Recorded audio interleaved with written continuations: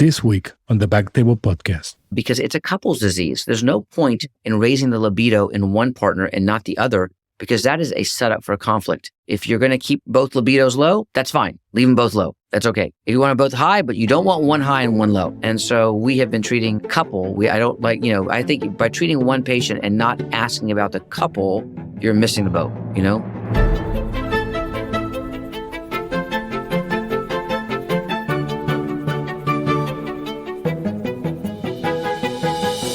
Hello, everyone, and welcome back to BackTable Urology Podcast, your source for all things urology.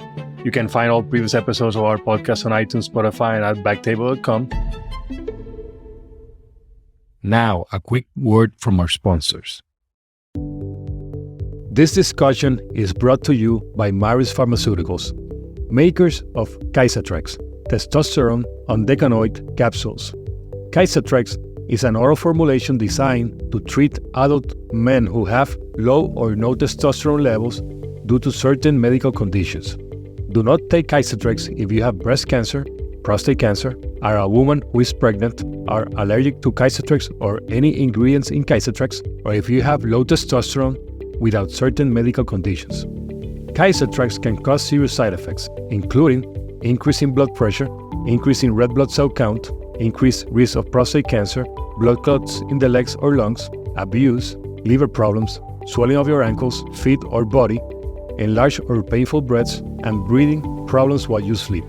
For the full prescribing information, including box warnings and patient medication guide, please go to www.KYZATREX.com or call 1-833-949-5040.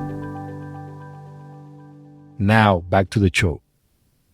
This Jose Silva as your host with this week. I am happy to introduce our guest, Dr. Mohit Khera.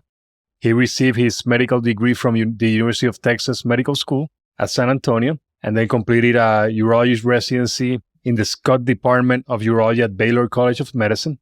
After completing his urology residency, he went on to complete 1-year fellowship in male reproductive medicine and surgery, also at Baylor. Currently, he's professor in the Scott Department of Urology at Baylor College of Medicine, and he holds the F. Brandley Scott Chair in Urology.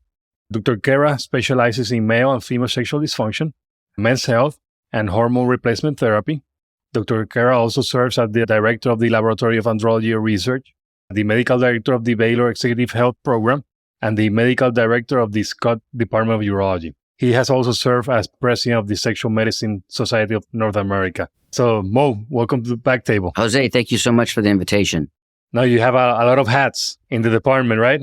I think I have quite a few. So, today we're going to talk mainly about testosterone, low testosterone hypogonadism, the pathophysiology of those patients, and what to look for when we're seeing those patients in the office. So, Mo, can you define hypogonadism? Yeah, so hypogonadism essentially means a man having a low serum testosterone value. The number you want to remember that we use is 300 nanogram per deciliter. I have a little problem using that number. I think that it's not really fair that we pick one number for everyone in the world. And if you're below that number, you feel bad, and above that number, you feel good. But the number we use is 300. We were involved in some international guidelines that pushed that number to 350, and we can kind of get into that. But if a man has a low testosterone and he has signs and symptoms of low testosterone, then that patient suffers from hypogonadism. So not just only the patient with testosterone less than 300, you need the symptoms also. You bring up a very good point. So listen, I have many patients that come in, and let's talk about those symptoms. So low energy, low libido, erectile dysfunction, decreased muscle mass, increased fat deposition, some depression, poor sleep. These are very common symptoms in men who have low testosterone.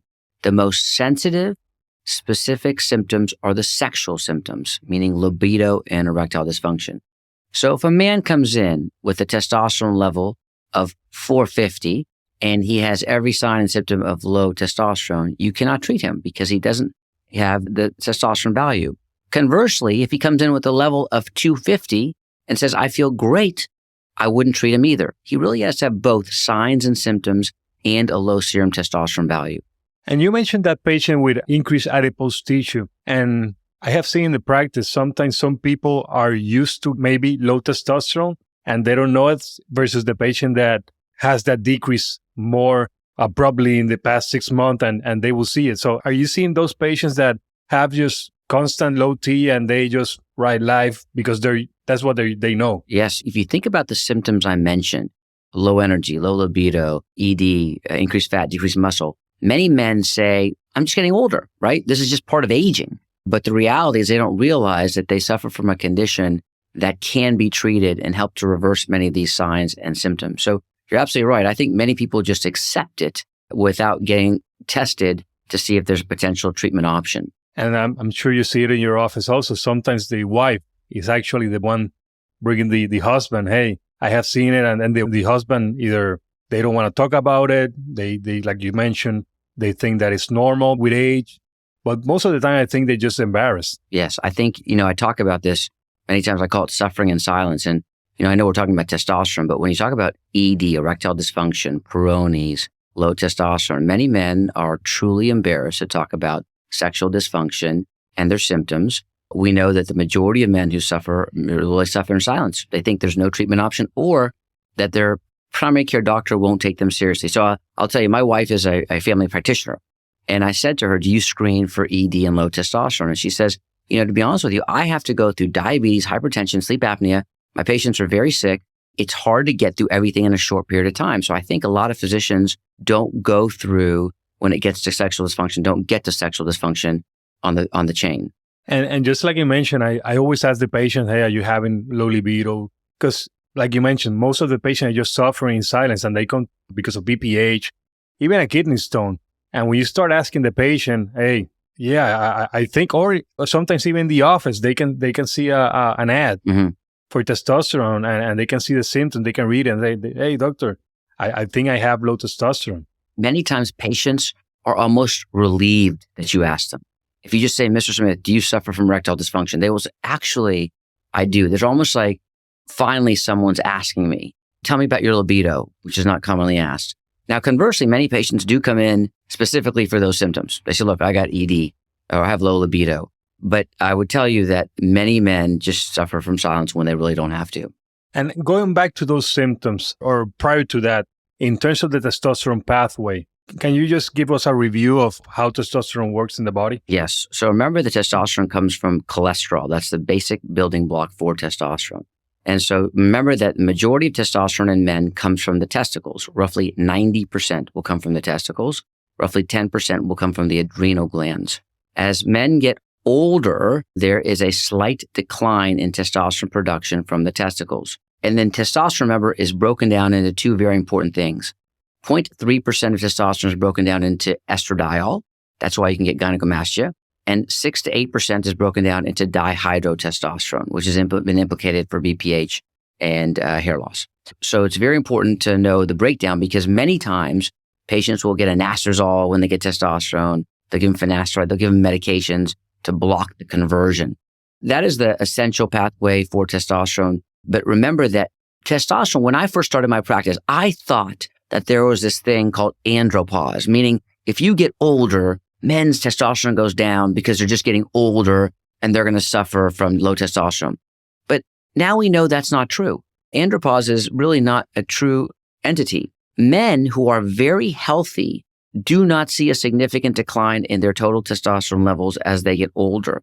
It is the acquisition of comorbid conditions, diabetes, metabolic syndrome, obesity, and obesity is one of the notorious, that drops their testosterone as they age. So getting these comorbid conditions drop it.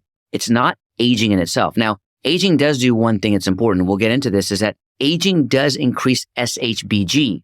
And as the SHBG goes up, your free testosterone will go down as you get older. But we don't see significant declines in total testosterone in healthy men. So you do see patients that are completely healthy that have low testosterone. I do, but remember, there are many other factors that can drop their T, right? For example, stress, sleep.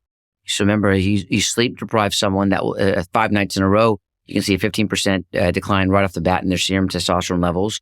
I think so that's important. So there are many things that can, injury, traumatic brain injury. There's a lot of things you can see in healthy people that can still go down, but the majority over 65%. There was a wonderful study by Dr. Corona, came out of Italy. 65% of hypogonadism fell into 3 buckets. If it was secondary hypogonadism, it was obesity, metabolic syndrome, or diabetes. 65% was right there. And you mentioned sleep deprivation. What about patients? And I always find these patients very hard to treat. Patients that work at night. Yes, it's difficult. It's very difficult because the shift workers tend to have lower serum testosterone values because of this fragmented sleep. And so, but it's a risk factor. Now, it's not the whole thing. Sleep is just, I tell the patient, it's a pie. Sleep is a part of the pie. It's not everything. The 4 pillars I tell everyone they have to focus on is diet, exercise, sleep, and stress reduction. Again, it's diet, exercise, sleep, and stress reduction. I don't have a pill on the planet stronger than diet, exercise, sleep, and stress reduction. And that can help with many things. Just forget testosterone, diabetes, hypertension, joint pain, depression. I mean, I can go on and on. I tell patients 50% of this is you helping me with diet, exercise, sleep, and stress reduction. And I'll manage the hormones. And together, this team approach is very effective. But just giving someone testosterone and they keep, not exercising, eating terribly, smoking, doesn't help as much, And that's a fair point, a good point, actually. And I always tell patients, hey, you need to do it yourself also. I mean, this will help you. For example, the patient tells me, I don't even have energy to do exercise. Well, this might give you some, but you need to start doing it. Yeah. You cannot expect everything to be done from testosterone. Yeah. You know what I've been focusing on and paying a lot of attention to lately is weight loss. Weight loss has this very strong bidirectional relationship with testosterone. So there was a great study called the European Male Aging Study. And what they showed was that if you lost 10% of your body weight, you can see almost 100 nanogram per deciliter increase in serum testosterone. If you lose 15% of your body weight, you can get almost 250 nanogram per deciliter increase in your serum testosterone. And the converse is true. So if you gain weight, you'll see a decline as well in testosterone. So the best studies are with the bariatric surgery literature. When patients do bariatric surgery, they typically can see almost a 250 to 300 nanogram per deciliter increase in their serum testosterone.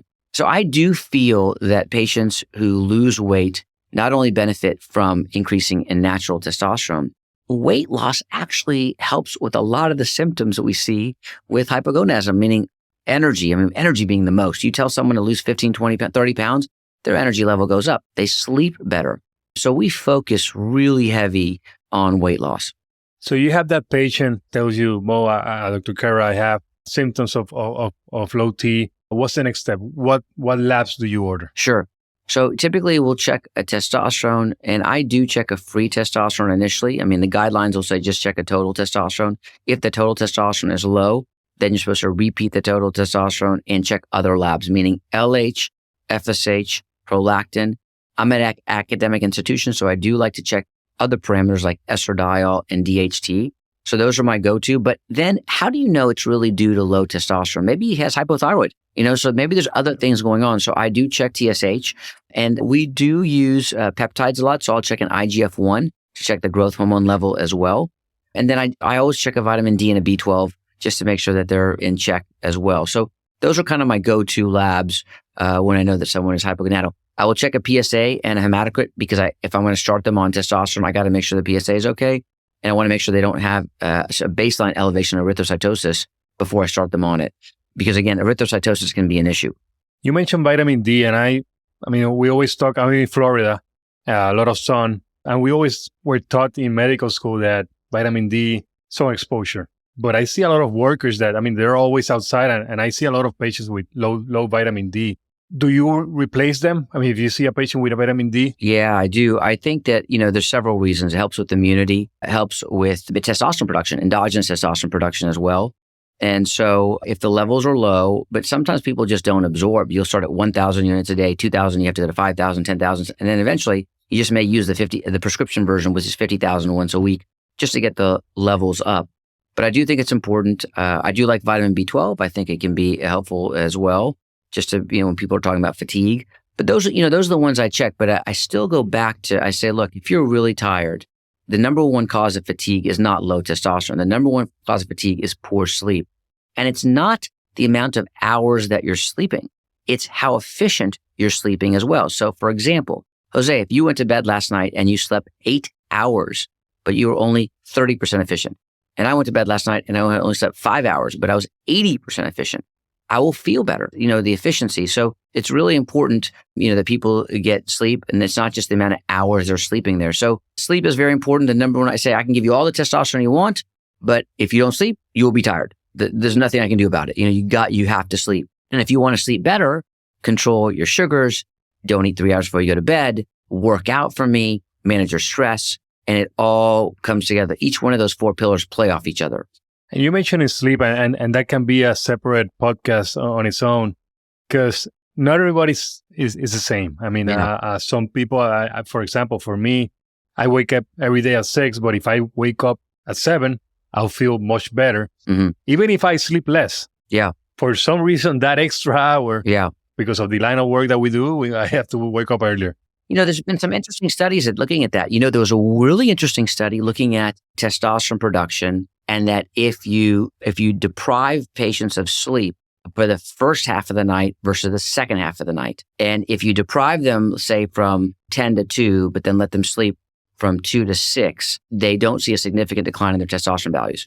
But if you let them sleep from 10 to 2 and you deprive them from 2 to 6, they could see. So I think there may be some data to suggest that the second half of the night may be more important than the first half of the night, Probably. The thing is that the way we live doesn't change. I mean, that's true. The kids go to school at 8, so you need to be, so the entire society will have to change for one to be better, if that's the case. So you mentioned total T, that's in the guidelines, but what about free T? Patients that have normal low total testosterone, but symptomatic and low free testosterone. Yeah, so all the body really cares about is your free testosterone, right? That is the most sensitive indicator of symptoms. So what happens invariably is if there are patients who have a normal testosterone, let's say it's 400, but they have a very elevated SHBG, the free testosterone will be low. And so in that patient, I would definitely treat them. So the guidelines will say if someone is borderline, they still have symptoms, then you may want to consider getting a free T. I think free T is very important. We check it on all patients. And if someone is symptomatic, they have a normal testosterone, but the free T is low, we will treat them. Now there are many ways to get the free T. I prefer to calculate my own free T. And you can use these calculators that are online. They're called free testosterone calculator. Essentially, all you do is you put in a total testosterone, you put in SHBG, and you hit calculate, and it will give you a free testosterone value. So I think the free T is a great indicator of symptoms, and it should be checked in patients, particularly if they have normal testosterone values, but they're still symptomatic. I just want to make one other comment, because I said this at the beginning. It makes no sense to have one number for all of us. I have patients that walk in at 250 and they feel great. I can have patients walk in at 400 and they have every sign and symptom of low testosterone. So many years ago, and we're still doing this, every time someone comes in for hypogonadism, we collect their blood, and I have a lab, and we send the blood to the lab, and we look for something called CAG repeats. CAG repeats is the sensitivity of the androgen receptor. And it makes sense. We showed this earlier on. Those patients with very sensitive androgen receptors don't require as much testosterone to get symptomatic improvement. Those patients with insensitive androgen receptors, longer CAG repeats, do require more testosterone. And that makes sense. All of us are very different. So we can't expect everyone to have symptomatic improvement at the same level. So that's why when we treat patients, I try to put them in the upper quartile of normal. So still in the normal range, but the upper quartile, because sometimes the patient comes in, you start at 250, and they say, oh, he's at 350, he's normal, so must be something else. No, raise that patient up to the upper quartile, and you may be able to salvage some of these patients that you thought were failures to testosterone. What about the patient with total testosterone 400, low free T? Also, you will go up to the 800 to 750, 800s? So I look at the free T, I look at the range. The range, it depends on what you're using, 5 to 25, so you can go up to 20. You can use 20 as your gauge. So sometimes you may have to get super physiologic on the total T to get the free T into a good range. But I don't want to say that someone is a failure to testosterone unless I've given them a chance. Now, let's say I did get the total testosterone or the free testosterone into the upper quartile of normal. Look, those symptoms I explained to you could happen from a lot of things. I mean, depression can cause it. I mean, there's a lot of things that can cause, but you want to at least check off that you've optimized the T. He still has symptoms. Now go look for other causes, you know? Yeah, like you mentioned the symptoms also. I see the opposite. Patients with depression, for example, they've been treated with medications and what they had was low T all along. And when you started treating them with the testosterone, they feel great, doctor, thank you. And those patients do really good. Yeah, that's a really important point. So many years ago, I ran this registry called the TRIAS registry. It was a testosterone registry. And it was 100 sites over the country, 850 patients. And we found that those patients with low testosterone, 93% of them had some degree of depression. It's a lot, whether it be mild, moderate, or severe. And when we treated these patients, the severe depression reduced by 8-fold, 17% down to 3% or 2.5%. So it was a big reduction. And I am not advocating that we use testosterone to treat men for major depressive disorder. But what I do advocate when I give this talk to family practitioners or to psychiatrists is that when you have patients with depression, you should at least check the testosterone level, right? Because it can maybe in some ways be synergistic with the SSRI in treating these men for depression. And like you mentioned, SSRIs will then give you other sexual side effects which might just perpetuate the symptoms, just like you mentioned, the suffering silence. Yeah. But you know what's interesting in the study with the TRIAS study, even patients who were on an SSRI, when we use the PHQ-9 questionnaire, which is a depression questionnaire, those patients who were on SSRIs, many of them saw significant improvement in depression scores just by adding the testosterone. So I do think there may be a role with testosterone and depression. The other thing I want to ask in terms of estrogen, patients that have hyperestrogen in the body, in the blood, will you start them on an estradiol or any other aromatase inhibitor? I think that's a really good question, because if you go to a lot of these testosterone clinics, a lot of the people that prescribe, what they'll do is they'll start patients on testosterone and an aromatase inhibitor immediately. And that never made sense to me because you don't know what their estrogen is. What you should do is you should manage the estrogen. My sweet spot is typically 30 to 50. I like to keep it in that range. So if a patient has an estrogen level of 40, why would you start them on aromatase inhibitor, right? It doesn't make any sense. So first, check the estrogen, decide if it's elevated. If it's elevated, you can consider giving them an aromatase inhibitor, but just give them enough to drop them into the normal range. Don't shut them down to zero.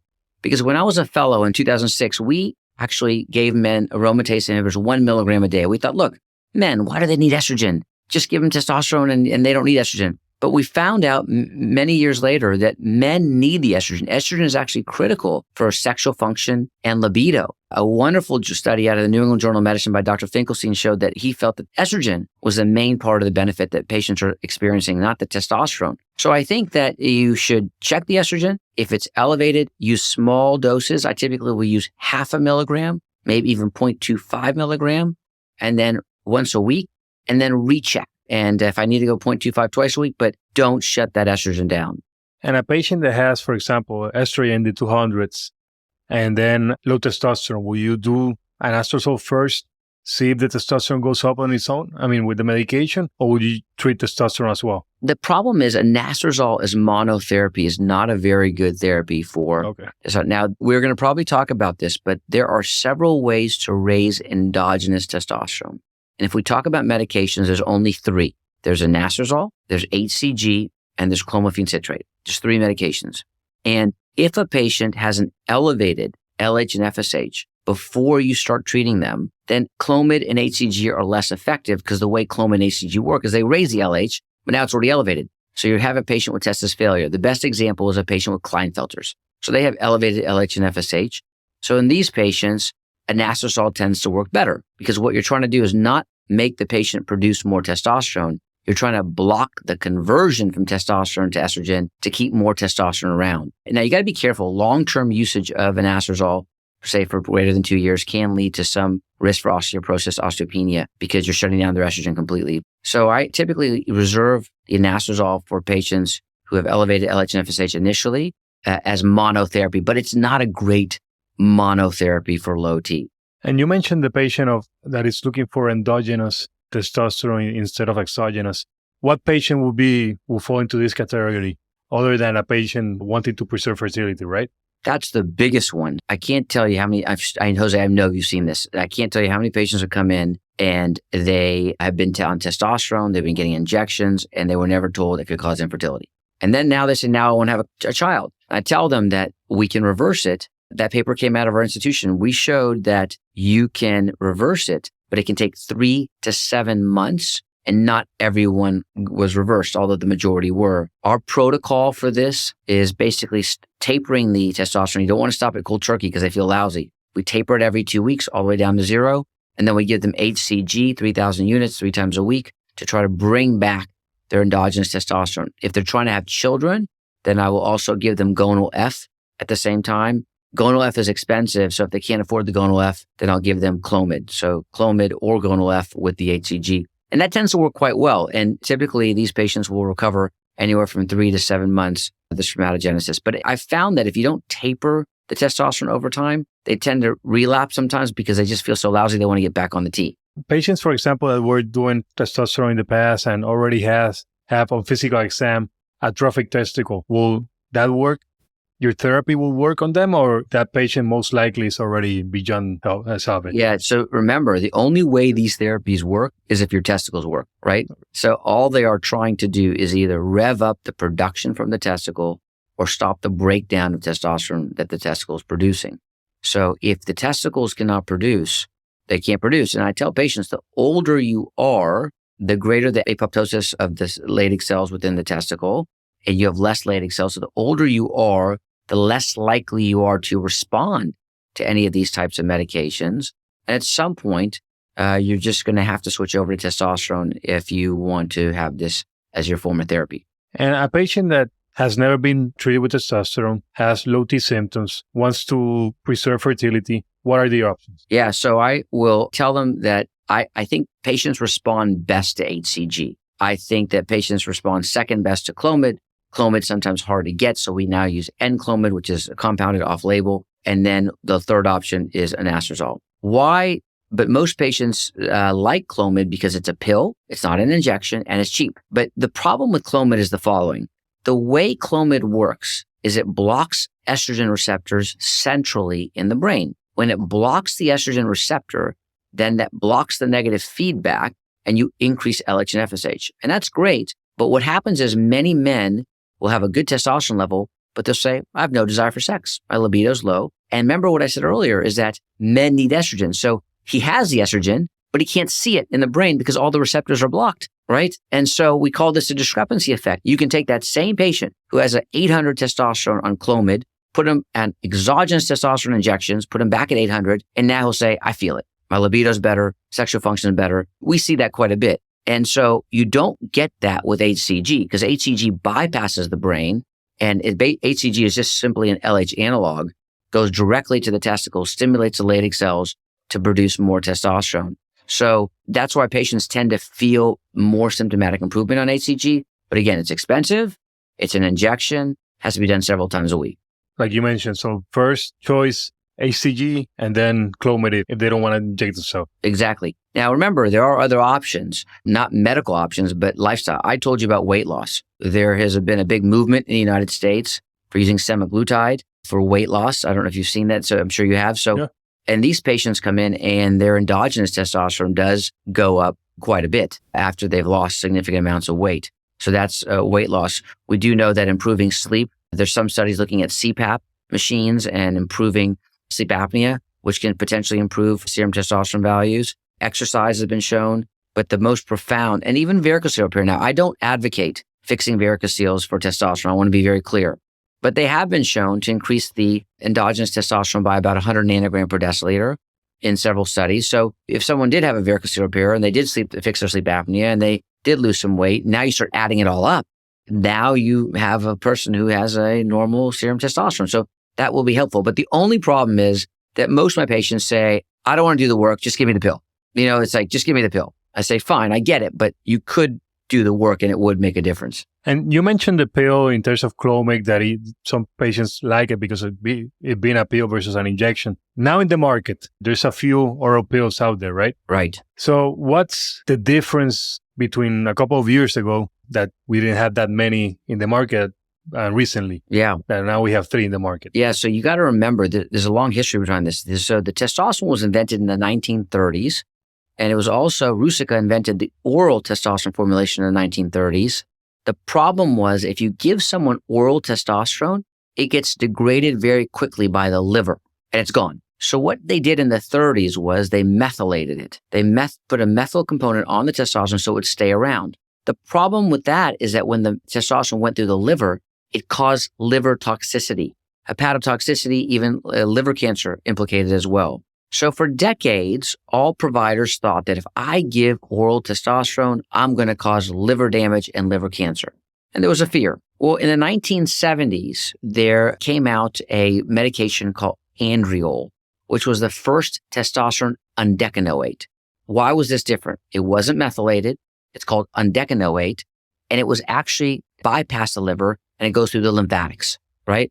So it actually was very popular. But the only issue with undecanoate was that it had to be taken 3 to 4 times a day, had to be taken with a fatty meal.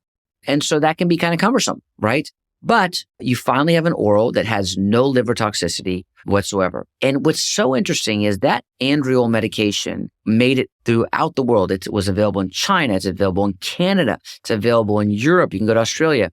But it never got FDA approved in the United States.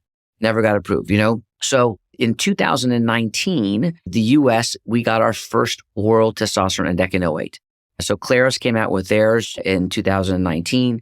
And then in 2022, which was 3 years later, in the same year, we got 2 new testosterone products. And so now KYZATREX is the newest testosterone product. It's by Marius Pharmaceuticals. There's been some changing of some of the older oral products. Now, Talmar purchased their product from Jatenzo, and Halozyme now has the Talando product as well. So we have 3 orals. What's nice about these new orals is that they are only twice a day. So that's a big plus, right?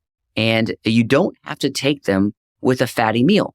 You can just take it with a meal, which is really nice as well. So with a meal, twice a day. And, Americans like pills. We're used to taking pills. They have pill boxes. They're used to taking a morning and evening dose. So this seems to be very easy to just add this to their regimen of taking pills as well. But the levels on the orals are very good. And, there's no hepatotoxicity, so we don't have to worry about any liver damage again with this. Now, what's interesting, in 2015, the FDA did require that all testosterone products do hypertensive testing. So there is a slight increased risk in hypertension. So you just monitor the blood pressure, but the hypertension risk is pretty low. You'll see about maybe a 5 millimeter increase in mercury of systolic.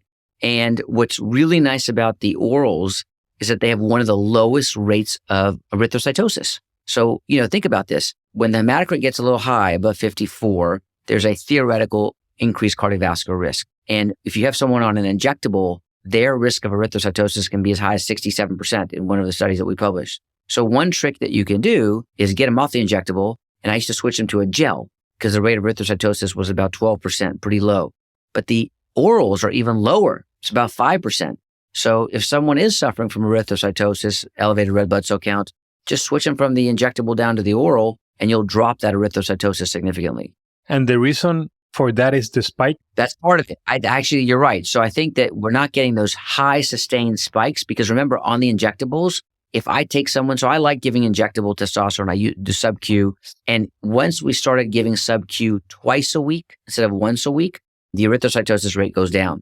So you take the same dose, 100 milligrams a week, but if you give 50 milligrams on Sunday, 50 milligrams on Thursday, the erythrocytosis rate goes down. You don't see a crash towards the end of the week. So we tend to like to split our doses. Because remember, so testosterone peaks in 24 hours. So most patients, when do they want the testosterone? They want it Monday morning and they want it on Friday for the weekend, right? So that's why we give it Sunday, Thursday. So sometimes patients don't want to get injections. How do you tell them, hey, and sometimes the primary was doing once every 2 weeks. Yeah. So how do you change that to, hey, we're going to, instead of once every 2 weeks, we're going to do twice a week? Yeah. A couple of ways you can do it. One, if they want to do it twice a week, we have to let them know at first it's sub-Q. So sub-Q goes a long way, right? Because people think, I say, you don't have to use a big needle and you don't have to stick the needle in your muscle. Oh, okay. So that's very good. What I found is that the 25 gauge needle, 5/8 inch, 1 cc syringe is perfect to draw up the solution. And it's small enough not to cause pain. You can inject with the same one. Sometimes people say, I'd like to draw up with an 18 gauge needle and inject with the 27 gauge. That's fine too. Because remember, we're only injecting small amounts. It's only 0.25 cc's. 0.25 cc. So it's a very small amount. So typically patients say, oh, you're telling me that it's not a big needle. I can do it sub-Q. I can do it twice a week. So that tends to catch their interest. Particularly, think about this. Let's say they have erythrocytosis and they have to donate blood every 2 months. They'd much rather inject twice a week than donate blood every 2 months, So that may be another way to convince them to use it. Yeah, because you have to donate blood and then you have to also get blood drawn out for the labs. Yes. For follow-up of the testosterone. I think it's a big hassle. So either switch the formulation. One other thing, because we just brought this up, if you do have somebody that does develop erythrocytosis, their red blood cell count goes up, we typically ask them to donate when the hematocrit is at 51. I don't want to wait to 54, so I have them donate 51. I like to drop it down below 48. And they typically donate 1 pint once a week. They split it by a week. I don't want them to get hypotensive. So we just wait a week and donate the next pint. And on these patients, I hope the take-home message everyone gets this is that make sure you screen the patient for sleep apnea, because many of them have occult sleep apnea. That's where they're getting the erythrocytosis. Patients with sleep apnea are much more sensitive to testosterone in terms of developing erythrocytosis, and they're typically hypoxic at night. So get a sleep study on these patients that have to keep donating. It seems now I need a sleep specialist next to the office because that's right. With testosterone and also patients with nocturia. Yeah, that's true too. Yeah. Great treatment for nocturia is treat the sleep apnea. You know that. I mean, that's a great treatment. And it doesn't have to be the classic patient with obesity. I'm seeing a lot of patients with sleep apnea. Skinny guys have upper respiratory symptoms and, whatever. Yeah. But I do see a lot of patients with sleep apnea. Yeah, very important. In terms of the pills, in terms of preservation of fertility, is that something that happens with pills or not really? I always thought that it does. And I'm trying to conduct a study now looking at that because I think that, so let's be clear, exogenous testosterone has been related to infertility. So if someone on this podcast is trying to conceive and have a child, you would want to stay away from exogenous testosterone. Several years ago, the nasal formulation, the Testo, in a trial that came out of the University of Miami, showed that maybe it doesn't decrease sperm production if you take it. So I don't want everyone to think, I'm going to do the nasal and everything will be fine, but it may not decrease sperm production as much as other formulations. And so it's an option. But I do think that there is a potential that the orals may not either decrease sperm production. And so that's currently something I'm working on right now, just to look and see if it has an effect. I think we may be surprised. One other thing that you may see in the community is that some patients will get HCG with testosterone because remember, HCG may help preserve testicular function while you're getting the exogenous testosterone and not take that much of a hit on decreasing your sperm count. And remember, many men just take it to preserve testicular volume. They don't want atrophy. So that may be another reason why they take the HCG. And you mentioned that the patient that is taking the Natestos, for example, is the reason behind that or your theories behind lower spikes compared to the injections? Yeah, and the Testo, the way it works is that the spikes are rapid. So if you look at the Natesto spike, it's like literally an hour, it's up and down. And when I first initially looked at that, I thought, wow, how can patients feel good when there's barely any testosterone in the body? It's just these rapid spikes and it comes right back down and they're getting symptomatic improvement. And later I learned that, what happens is when that testosterone binds to the androgen receptor, its activity goes on for hours. It can go on for much longer than what you see is in the blood. I don't have to have that serum blood level elevated in order to get the benefits of the androgen receptor and the androgen binding, right? And so patients do see improvement, but I think that rapid in and out of the bloodstream does help protect the pituitary from getting suppression. And I do think there is a potential that the orals may offer the same thing. And I think with that testo, I think it's like 3 times a day. Yeah, 2 BID to TID. You're exactly right. And going back to that patient that goes to the office with symptoms, is there a patient that is not a candidate for testosterone replacement? I think the biggest one is infertility. If someone says to me that I am planning on having children in the future, I really try to avoid giving it to them. And I really try to avoid giving it to young patients, because I think about it. If you're, 25 years old and I'm going to suppress your access today, what's the end game? I'm going to treat you for life on testosterone when there are many ways I can raise your natural endogenous testosterone. There are many times where I can give a patient Clomid, a young man Clomid. Remember, the way it works is it increases LH and FSH, and then you can stop the Clomid after several months, say 3 to 6 months. And some of these men will continue to produce testosterone. And so I really don't want to, I guess we'll use the word hook them on testosterone at such a young age. Now, look, it's reversible. That's true. But there's no guarantee that I can get you back to the level you started with. So someone say, well, Dr. Kera, you can reverse it and I'll go back. I can start making testosterone, or you can reverse it and I can start making sperm again. That is true. I can reverse it and you can start making sperm again, but there's no guarantee that I can get you to the level you started with. If you started with 120 million per ml and you are now at 20 million per ml, that is true. I did reverse it, but you're far less fertile than you started with. I'm sure you see this patient, for example, a patient that you mentioned 25-year-old, is healthy, goes to the gym every day, eats right, minimal body fat index, and they still have low T. And say, doctor, I'm doing everything right. Yeah. What are the options for that patient? Just either Clomid, HCG, or testosterone. First you want to find out why someone's so young and healthy has it. It always doesn't make sense. But there's a large portion of these young patients that's idiopathic, cause unknown. It is. So again, we can give them HCG, Clomid, are my two go-to. But one comment, in 2015, the FDA changed the indication for testosterone therapy. So if you open the package insert for any testosterone product, you will read that it's indicated for primary hypogonadism, and they list all the things like testis tumor, testis failure. Secondary hypogonadism, they list pituitary tumor, injury to the pituitary. But nowhere in the indication of the package insert does it say ED or low libido. It doesn't say that. It has conditions, right? So only, and this is an important statistic, only 15% of the patients we treat have a true medical condition. 85% don't have a medical condition like a testis tumor. And so in 2015, we used to call this, they're idiopathic. And that's right. But the reality is that, majority of men we treat have an unknown cause, right? An unknown cause. Now, I think that diabetes, metabolic syndrome, and obesity should be considered causes. They're not identified as causes, but I do think they're considered causes. But just realize that the majority of patients are treated off-label. Why is that important? Because many insurance companies love it because they don't have to pay for the drug if you're treating them off-label. And so they say, I'm sorry, we're not paying for it. And that's why the compounding pharmacies got very busy because, compounders are very cheap. They're cheap, and also it takes time away from the office. So I'm sure you're in your office. There's people, it just takes time, a lot of time getting the insurance to try to cover some of the injections, pills, or whatever. And the patient just waits a couple of months until they can get some treatment. Sometimes after 3-4 months, the insurance just keeps saying, yes, we need more information. Yeah. We need more information.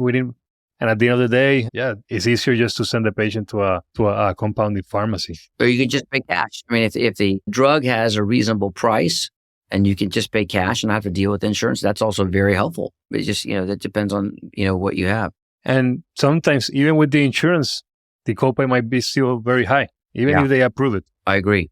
Jose, one more thing we didn't mention, but I got to mention this. In June, last month, a large trial came out called the Traverse trial. And I was involved in this trial. And we started this trial in May of 2018, and we finished in June of 2023. So it was a long trial, 5-year trial. And so this trial primary endpoint was looking at MACE. And actually, we started in 2017. I apologize. So it's 5 years, but it's looking at MACE, and it showed no increase in cardiovascular risk. So I think that's really important because many times I get clinicians that come to me and say, I heard testosterone causes a heart attack based on all the hype that they heard in 2015.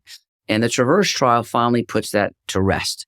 I think that's very, very important to realize that. It was a large study, a little over 5,000 patients, but finally we have a large randomized placebo-controlled trial looking at testosterone and MACE. Many other studies are going to come out of this, so you should know, looking at prostate cancer risk, sexual function, looking at anemia, bone fractures, diabetes. So very exciting. These studies are going to come out shortly.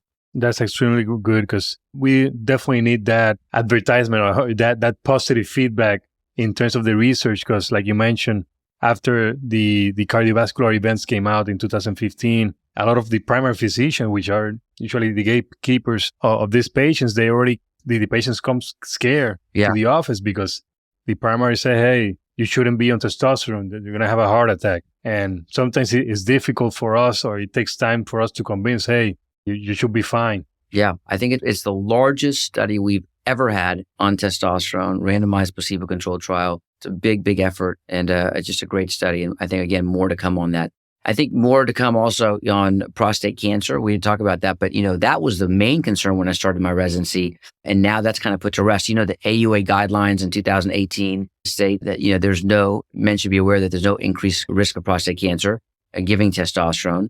But they still say it is controversial or risk unknown if he has a history of prostate cancer, meaning radical prostatectomy or radiation. But I do think that most urologists are getting more and more comfortable treating men with a history of prostate cancer. I think the one they have more difficulty with is obviously sometimes active surveillance. Yeah, I do have a patient that on active surveillance of 3+3, 5% core. But yeah, I do have patients that are on remission, that had radiation after, and I feel completely safe after radical prostatectomy and a PSA with 0. Mm-hmm. But definitely those patients with radiation are a little bit more challenging. That PSA never goes down to 0. But the patients need it, and it's quality of life. I mean, if they have depressed mood, they have low energy, low libido, they don't want to do anything. I mean, I don't think that's living either. Yeah, the hardest patients to treat are really the ones with radiation, because with the radiation and androgen deprivation therapy. So let's say someone had high Gleason score, got androgen deprivation therapy.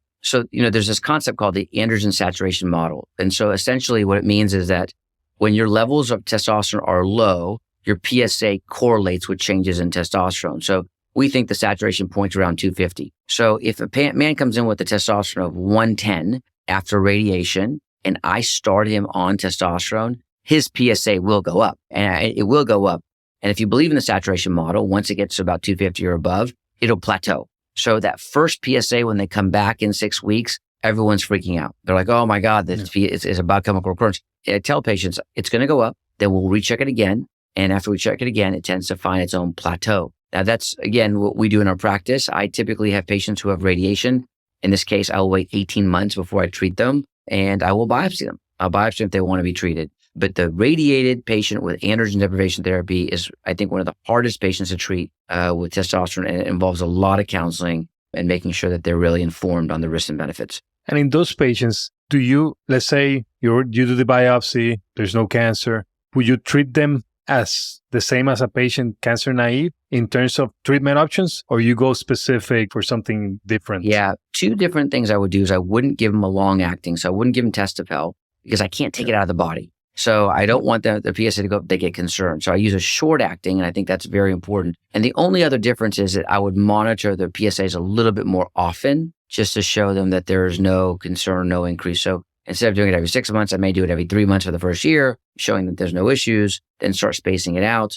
I definitely would not use a long acting in this patient. You mentioned the pellets, and we didn't mention the pellets before. What about pellets?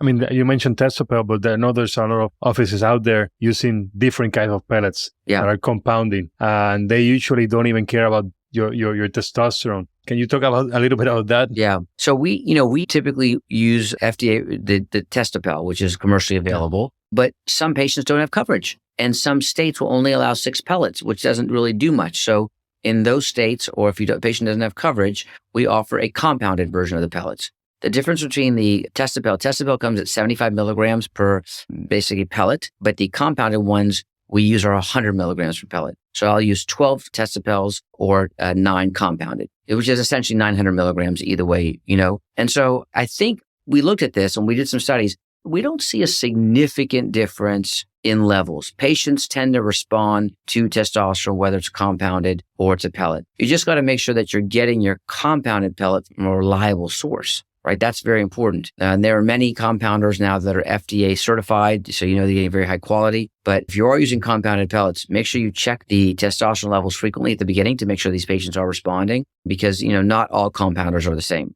You mentioned the lab, so and you mentioned that you wanted the patients to be in the upper quarter. How often do you repeat the labs? So typically, it depends on what type of formulation they're on. If they're on a gel, it's typically about 2 weeks. Typically on an injectable, I may have them come back in 4 weeks.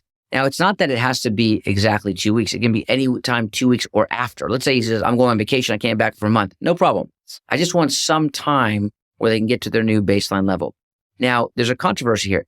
There are many different ways to check the testosterone level. And I'll use an example with injectable. A lot of endocrinologists like to check the mid of the week. So if he's getting one injection in a week or one injection every 2 weeks, they'll check it at the halfway mark.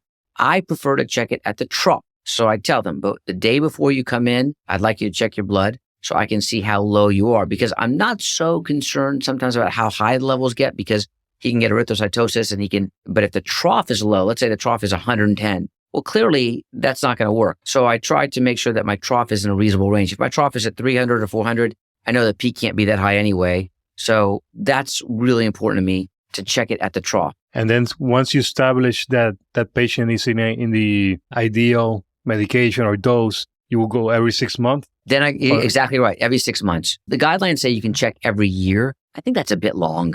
What if they get erythrocytosis, or what if something happens or the levels not? So I think every 6 months, if I can just check the blood to make sure they're fine, I think it goes a long way. And are you checking liver enzymes all the time, every 6 months? You don't need to. It's not indicated. Yeah. And in fact, even with the oral testosterones, you don't have to check the liver enzymes. That was only with the methylated. So I think the take home is that, that stigma that oral causes hepatotoxicity is not true. You don't need to check the LFTs. So you're doing hemoglobin, hematocrit, testosterone, free testosterone, estradiol. No, that's exactly it. So my workup on a repeat visit is T-free TE, H&H, and PSA. So those are the 5 that I get on every single patient when they come for follow-up. Yeah, so I think that's just the standard. A lot of women also take this too. You know that. Testosterone is extremely effective in women, and women also use pellets, but it's off-label in women. So a lot of the women also will use injections, compounded injections as well. And you treat them the same? Twice a week at a lower dose? Yeah. So the dose for a woman, again, this is off-label, is 1/10 what we use in a man, 1/10. But I've found that when it comes to libido, testosterone is extremely effective in women. And a lot of the women don't mind injecting sub-Q once a week. Some use a cream, some use a pellet. It just varies whatever they want. But those are the 3 most common ones that we use. We'll compound a cream, we'll compound a testosterone formulation, or we'll use a pellet. But again, all off-label, but very effective. Are you seeing more female patients in your practice for testosterone? Yeah, what happens is I'm starting to see them as a couple. So the patient will come in and say, you know what, I'm doing great, but now I have no one to have sex with. We haven't had sex in 10 years and you got me these great erections, this great libido, but I'm kind of stuck. So many, many years ago, I went out to California, spent some time with Erwin Goldstein, who I think is the godfather of female sexual dysfunction. He's amazing. Took some courses at ISHWISH, which is a phenomenal society that teaches about female sexual dysfunction. And so we've been treating women. I've been treating them now for 16 years because it's a couples disease. There's no point in raising the libido in one partner and not the other, because that is a setup for a conflict. If you're going to keep both libidos low, that's fine. Leave them both low. That's okay. If you want them both high, but you don't want one high and one low. And so we have been treating couple. I think by treating one patient and not asking about the couple, you're missing the boat, Well, Dr. Kera, anything else you want to add? I think we covered a lot of things today. No, this was really good. I really appreciate the opportunity, and thank you for having me on the show.